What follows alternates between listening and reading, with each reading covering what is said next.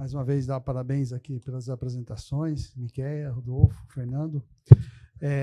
Só rapidamente, eu faço parte de um consórcio e não participei do evento da Caixa por 2 motivos.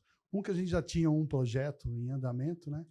E outra, que aí a gente vai entrar no debate, a questão da tarifa. Você pode ver que todos eles falam de tarifa. E quando a gente fala tarifa para os prefeitos, que a gente é obrigado a implementar a tarifa. É um contrato que tem que ser assinado. Então, temos que pensar nisso. E aí, quando a gente fala da viabilidade, talvez a viabilidade nossa, a cobrança seja menor hoje que a taxa de iluminação. Que iluminação sempre foi sucesso. Todos os projetos feitos pela FINEP, feito pela Caixa, foi sucesso. Iluminação pública. Então, vai. Campinas é um exemplo, e caiu bastante os valores que se tinha inicial, que é vizinha nossa, que são um consórcio da região metropolitana de Campinas, da qual Campinas não faz parte. Tá? E a FINEP, eu vi muitos projetos de logística reversa, de destino final, até me surpreendeu algo agora em relação a isso aí. Aí fica aberta a questão, principalmente, de ter que implementar a tarifa. Isso é uma coisa que vocês deveriam divulgar, e o novo marco de orçamento já fala desse assunto, divulgar mais esse assunto e a população entender, porque os prefeitos eles pensam na questão política e na questão eleitoral, principalmente no próximo ano, que é um desafio. Bem, eu vou iniciar dizendo que não é um desafio fácil mesmo, não. A gente, junto com as consultorias, com a PES, com a Vital, com outras consultorias que estão aqui presentes com a gente, é um desafio a gente poder estruturar esse tipo de projeto, que realmente é um projeto de iluminação pública, como você falou, que já tem uma receita firme, é muito fácil da gente tocar, porque não precisa implementar nenhum tipo de contribuição a mais. Mas quando a gente mostra o valor que a gente está trazendo para dentro do projeto, a gente faz o paralelo, que é um projeto de saneamento básico, e a gente tem água, esgoto, e que não há mais nenhum tipo de ressalva à cobrança de tarifa, e mostrando o entendimento, todos os ganhos que a gente consegue trazer, inclusive a possibilidade, né, no nosso tema aqui é financiamento, a gente conseguiu um financiamento muito mais claro quando a gente tem um fluxo de caixa que se torna viável através da tarifa. Esse é o nosso desafio, de apresentar isso aos prefeitos, mostrar de forma técnica, de forma a mostrar todo o desenvolvimento que foi feito e que a viabilidade ela se torna um dos principais eixos é esse. E trazendo também para a área de valorização energética, quando a gente traz esse tipo de incentivo, a gente está podendo, né, trazer a venda de energia também num valor talvez menor para poder viabilizar esse tipo de tecnologia. Então, assim, a gente tenta contribuir com o poder concedente, também desonerando, porque a gente sabe que eles não têm nenhuma capacidade fiscal de bancar esse tipo de serviço, e, inclusive, algumas outras PPPs que foram estruturadas ao longo do tempo, como a gente sabe que o setor de resíduos também é um setor essencial, muitas empresas quebraram ou tiveram que bater lá na porta da Caixa, porque a gente tem alguns projetos que são financiados pela Caixa, porque a prefeitura deixou de pagar, mas ele não podia deixar de prestar o serviço de limpeza pública. Então, a gente entende que a questão tarifária, a gente dividindo a forma de cobrança, né, entre vários atores, entre toda a sociedade, não mantendo isso só no poder concedente, seria a forma mais viável da gente viabilizar o setor e conseguir aí a gente estruturar vários projetos. Não que eu não concordo com essa ideia, tá? Só uma colocação, tá? Não, com certeza. Inclusive, é um desafio para a gente os períodos eleitorais, né? A gente tem que fazer projetos aí de 2 em 2 anos, né? Começar os projetos o quanto antes, logo que acaba uma eleição, no comecinho aí do próximo ano, para a gente conseguir finalizar ele antes de passar, ter uma passagem aí do poder concedente, especialmente de um prefeito para o outro. Então, é realmente um desafio a gente voltar a alguns passos quando há essa alteração ou quando há uma troca de gestão. Então, a cada 6 meses antes da eleição já começa, e aí, como é que vai ser? A gente para o projeto, já só volta quando acaba a eleição. É um desafio que a Caixa tem conseguido por ter o conhecimento de como funciona as prefeituras, como funciona a população também, quais são ali o indicativo político, né, dos principais municípios, conseguir destravar esse desafio que é realmente emplacar uma tarifa de resíduos. Fazer um rápido complemento. Eu acho que tarifa é sempre o ponto crítico que trava qualquer projeto, por isso que é importante você ter uma análise de pré-viabilidade o quanto antes. Mas a gente sabe que além da estruturação, da modelagem econômica e financeira, existem outras dimensões que são talvez igualmente importantes, né? Então, primeiro a dimensão estratégica, para você saber se aquele projeto sequer é necessário. Muitas vezes a gente está priorizando os investimentos com base numa decisão muito política ou com algum projeto que não foi realmente escrutinado do ponto de vista de alinhamento estratégico, se aquilo está realmente respondendo os principais indicadores educacionais, epidemiológicos, sociais, ambientais daquele local.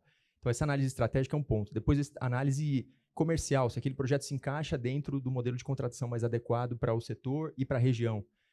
Por último, a dimensão gerencial. Eu acho que essas dimensões compõem o que a gente chama de modelo 5 dimensões aqui no Brasil, que trouxemos de fora também dos britânicos, que já é utilizado em outros países, mas que trazem para nós uma visão mais completa de como é importante você ter primeiro, uma pré-viabilidade do seu projeto, olhando para todos esses fatores. E, claro, a tarifa está ali no meio. A gente falou rapidinho aqui de viabilização de projetos utilizando somente recursos tarifários, mas a gente sabe que você tem recursos de receita acessória, para projetos que têm externalidades significativas, como é o caso de resíduos sólidos, é sempre uma alternativa pensar também em questão de subsídios, como a gente veio no caso de mobilidade urbana, habitação social, entre outros. Bom, não vou entrar nessa discussão de tarifa, mas que eu não vou falar não é a nossa praia, mas eu acho que está da- muito bem colocada sim. a questão que nem tudo se cobre por tarifa. Há uma questão de subsídios Sim. e uma mensuração dos impactos sociais, impactos na saúde, devem ser considerados, evidentemente, na viabilidade desses projetos, né? Então, como eu falei para você, eu vi algumas coisas da FINEP que era algumas logística reversa. Destino final, eu achei interessante algumas coisas que eu vi agora que... A gente tem feito bastante coisa nessa área. Num passado mais longínquo, poucas empresas foram apoiadas. No período mais recente, é um tema que começa a suscitar muito interesse pelo próprio aprimoramento da legislação, pela possibilidade, né, das empresas, vamos dizer, terem, inclusive, terem que atender de uma maneira mais adequada, né, às suas obrigações legais e a possibilidade, inclusive, de gerar alguma receita adicional em torno disso. Mas, de fato, sim, tem sido um tema que a gente tem olhado com bastante atenção, tecnologias, melhoramento, que tratam, né, da questão de melhoramento, né, de tratamento de resíduos, sempre olhando para esse componente de sustentabilidade. Então, recuperação de energia, menor impacto no meio ambiente. Então, são temas que, vamos dizer, que estão por trás. Eu cito um exemplo que tivemos num passado muito longínquo, a Agência Nacional de Águas, nem sei se existe hoje, para municípios inseridos dentro de consórcio estabelecidos, né, havia uma espécie de um subsídio em função da DBO tratada, né, daquilo que ele conseguia reduzir de DBO. Ele tinha que definir um parâmetro técnico, quer dizer, qual seria o custo da DBO tratada, que, vamos dizer, que seria como referência, né, para aquele subsídio. Isso, em parte, veio de programas que nós desenvolvemos, até em parceria com a Caixa naquela ocasião, em que a gente definia qual seria a tecnologia ótima possível que poderia servir como referência para aquele programa. Então, alguns exemplos de coisas que fizemos no passado e que a gente tem procurado manter de alguma maneira ativa. Aí, tá certo? Eu fico feliz, porque o consórcio nosso tem 14 anos, e ele veio mais ou menos antes da política nacional, e agora estou vendo que realmente os governos têm pensado nas políticas regionais, não só o federal como o estadual, tem pensado muito nisso. De fato, a política federal falava, a política nacional, que os consórcios teriam privilégios, né? Alguns privilégios, né? E começa a ter, e se mostra que a viabilidade é o consórcio, né? Nós temos mais um tempinho aí, não sei se alguém quer fazer alguma pergunta. Vamos lá. Aqui, depois o Pedro. Bom, pode ser. Se apresente e fique à vontade. Boa tarde, meu nome é Elvio Gaspar. Eu queria explorar um pouquinho mais, Miquel, esse esforço da pergunta inicial para poder viabilizar os projetos. Você coordenou com êxito, né, porque houve a licitação, temos uma concessionária, ela é grande, que a EGE é capaz e tal, então aquilo vai dar certo. Mas você sofreu lá a dificuldade de 8, 9 municípios, eu não me lembro, que não tinha a capacidade de arrancar mais recursos da sua população, que já pagava COSIP, já pagava água, e que pagava o tratamento inadequado via outros impostos, fundo de participação dos municípios e tudo mais. Então, esse esforço foi muito grande. O que eu estou querendo ponderar é tentar extrair de você se não há não passa um pouco na Caixa, que tem vários projetos, examinar o esforço, fazer um esforço junto à SPPI, talvez, para poder tentar organizar um caminho mais fácil para poder o subproduto do resíduo sólido tratado, que é energia, gás, ele encontre um mercado rapidamente que possa fazer parte da licitação, da sua licitação. Porque aí, na hora que você fizer a licitação, em vez de você cobrar R$300 por unidade, por economia, você vai cobrar 100, 80. Aí aqueles municípios que não cobram 35, 40, porque tem vários que cobram isso, entre aqueles que cobram. Aí você vai aumentar um pouco, não vai aumentar de 30 para 300. Esse aqui é um desafio. Eu queria um pouco te ouvir sobre isso. Bem, sobre essa questão, cada projeto ele é muito individualizado. Então, a gente tem projetos em que a gente tem, dentro dos escopos dos estudos que são realizados, um estudo que é feito de mercado e de demanda. Então, a gente sempre estuda quais são as empresas que estão atuando no setor, se tem alguma sementeira, para a gente poder fazer a venda do CDR, se existe alguma outro tipo de receita que é possível ser viabilizada. Então, assim, o que eu poderia dizer é que a gente estuda cada projeto, inclusive outros projetos que estão vindo agora, a gente já está pensando em incluir uma receita firme e não colocar só uma receita acessória futura. Então, alguns projetos que a gente já vê algum tipo de maturidade, possivelmente isso já vai entrar, seja a venda de energia, seja a venda do CDR, seja uma própria receita com biogás. Então, assim, isso tem que ser estudado, cada projeto, dependendo da maturidade do setor, da região em que o projeto é estruturado. E relembrando só que a gente, sempre que a gente coloca, né, para o poder concedente, os 3% eles são aquele número que a gente sempre segue, né, para a gente poder colocar a viabilidade ou não do projeto, talvez seja aí a referência mais objetiva que a gente tem de viabilidade, de cobrança de tarifa, né, considerando todo o serviço de saneamento básico como sendo a nossa referência, mas a gente sempre tenta extrapolar isso para que durante a licitação ou durante a execução do contrato isso diminua. Então, assim, a gente coloca para o vencedor da licitação a possibilidade de oferir receita acessória. Então, a venda de energia, ele contribuiria um pedaço de 5%, e a gente está sempre estudando esse valor a ser que vai ser, né, utilizado para a contribuição dessa diminuição da receita tarifária ao longo do contrato, para a gente permitir que o vencedor da licitação consiga implementar novas tecnologias e, ao mesmo tempo, a gente tenha uma diminuição da carga que é colocada sobre os munícipes. Então, eu diria que é um estudo muito caso a caso, a gente tenta levar com maior acurácia e precisão possível, levando em consideração o mercado e a regionalização, a maturação do setor, para que isso ocorra da melhor forma. Pensando sempre no munícipe e também na viabilidade do projeto e na implementação ao longo do tempo, que a gente sabe que vai ter muita alteração aí de tecnologia, para que isso não seja matado logo no começo do contrato, mas possa permanecer a possibilidade da gente implementar novas tecnologias ao longo do tempo. Olá, boa tarde. Sou o André, do governo do Distrito Federal, uma das secretarias responsáveis, né, de estruturação de projetos, né. Minha pergunta vai para o Fabrício, da Pesco. Rodolfo. Tudo bem? Rodolfo, desculpa. Você tinha falado em relação às receitas, né, numa análise mais conservadora.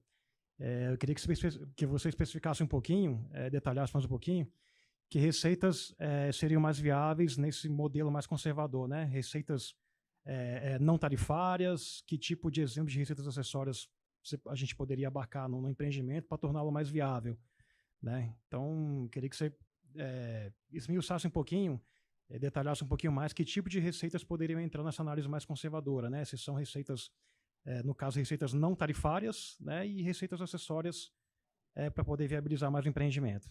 Certo, ótima pergunta. A análise ela é toda feita para viabilização de concessão simples.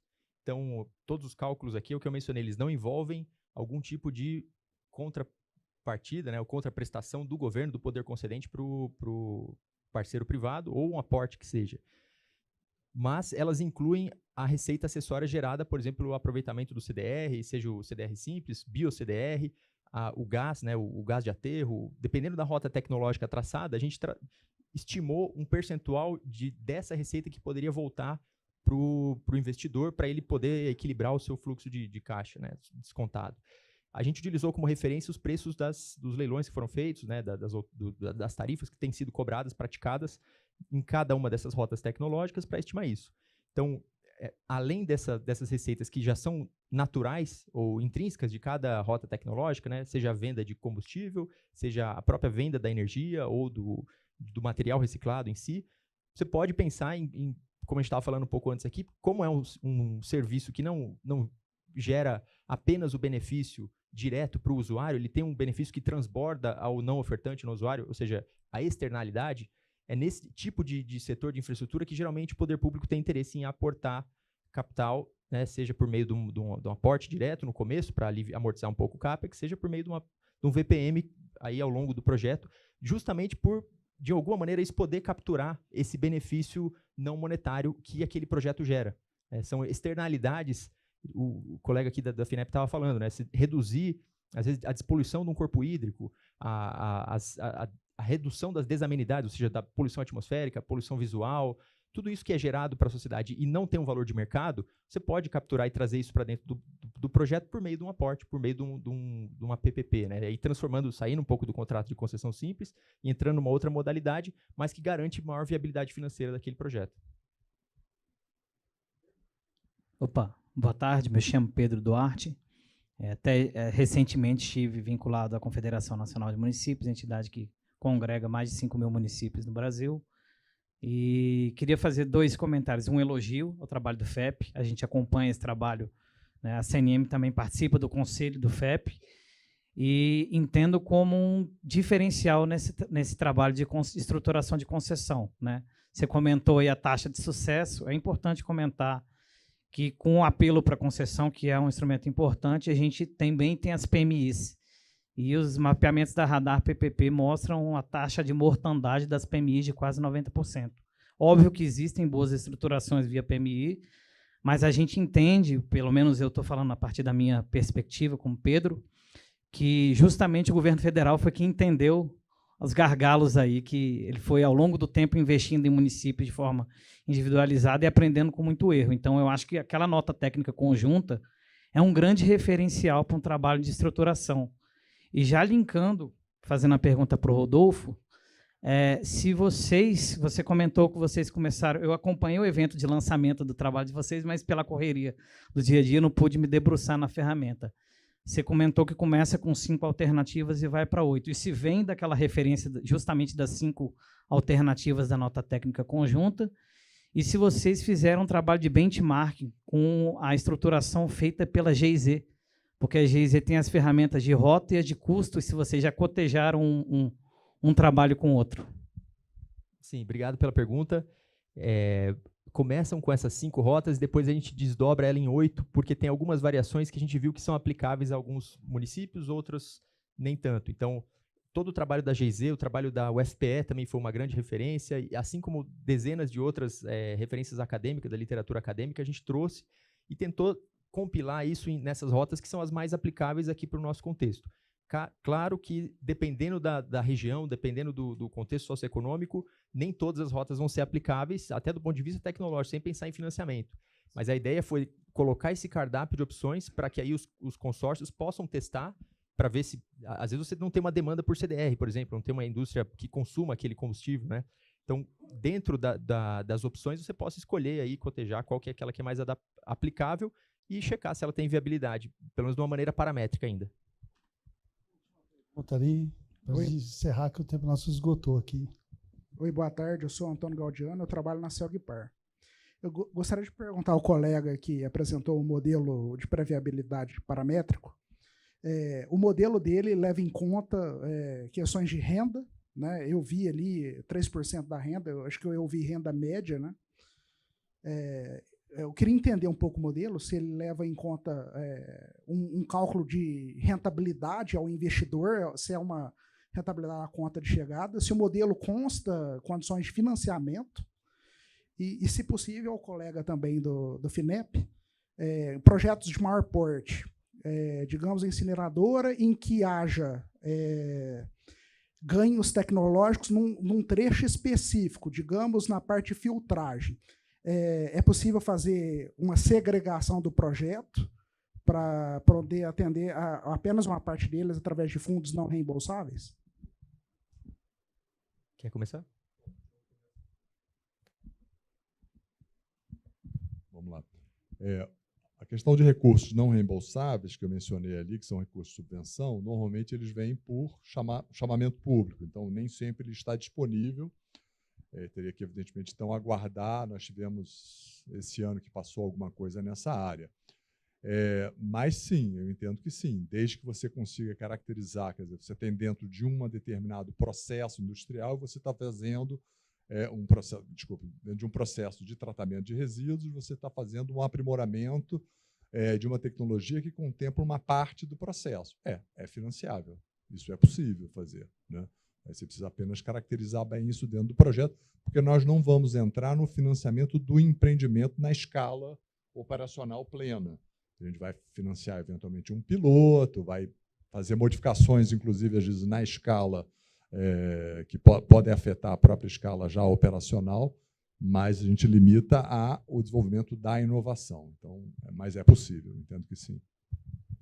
Sobre a pergunta em relação à composição do financiamento. O tempo aqui foi um pouco apertado, mas no webinário e no próprio relatório completo, a gente explica como que é feita a modelagem do capital. Então, a gente tem uma formação do custo médio ponderado do capital, uma divisão de débito, outra divisão de equity, que são premissas adotadas, um tempo do ciclo de vida do ativo, que são 35 anos, né, que seria o período de concessão, e tudo isso é projetado aí, ano a ano, considerando as despesas e receitas que são geradas. E no projeto desse setor, claro, você tem um OPEX muito maior do que o CAPEX, em torno de 77% OPEX, 22% CAPEX. Então, dependendo da rota tecnológica, esses ajustes de custo também variam. E aí, todos os indicadores de viabilidade financeira, que vão dar aí muito mais em função do retorno sobre o capital investido, né? Então, aparecem como um resultado lá. E completando o começo da sua pergunta, a regra dos 3% é só uma primeira linha de corte que a gente usa como filtro para saber se aquilo teria uma mínima viabilidade, uma capacidade de pagamento, né? Mas, além disso, é importante, essa ferramenta não prescinde, né, não substitui uma análise mais detalhada, considerando os custos completos aí de engenharia.